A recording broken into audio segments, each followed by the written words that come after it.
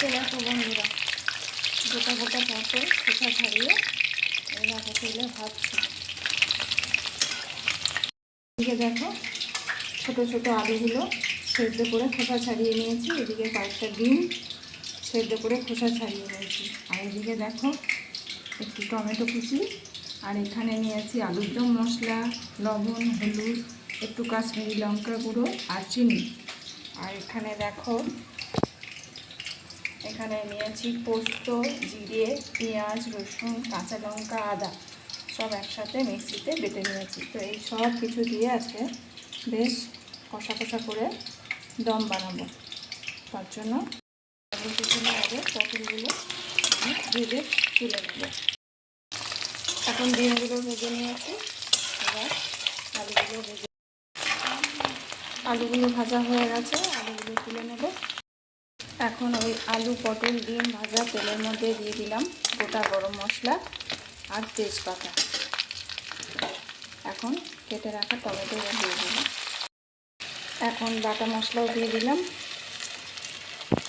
ভালো করে কষিয়ে নেব। এখন একটু কষিয়ে নেওয়ার পর জলে গুলে রাখা মশলাও দিয়ে দিলাম।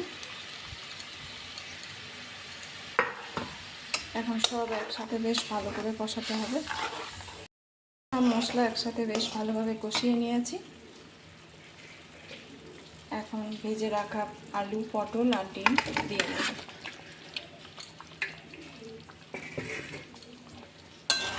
সব একসাথে বেশ ভালো করে কষিয়ে নেব। বেশ ভালো করে কষিয়ে এখন দিয়ে দিয়েছি একটু সামান্য গরম জল। এখন কিছুক্ষণ ফুটতে দেব। এখন দিয়ে দেবো কয়েকটা কাঁচা লঙ্কা আর দিয়ে দেবো ওপর থেকে 1 চামচ ঘি। দেখো ডিম, আলু গোটা, পটলও গোটা, সব গোটা কিছু দিয়ে দম বানিয়ে নিলাম।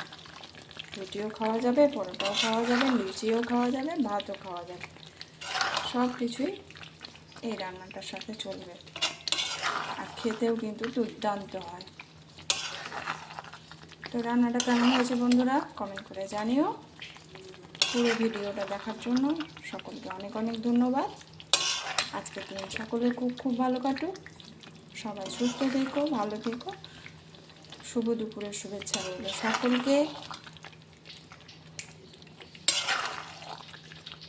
আজকের মতো রান্নাঘর থেকে বিদায়, টাটা। আজকে আমি গরম গরম ভাত খাবার জন্য দেখো গোটা আলু, গোটা পটল, গোটা ডিম আর অনেক কিছু মশলা দিয়ে আজকে দম বানিয়ে নিয়েছি। তো চলো রান্নাটা দেখে নাও।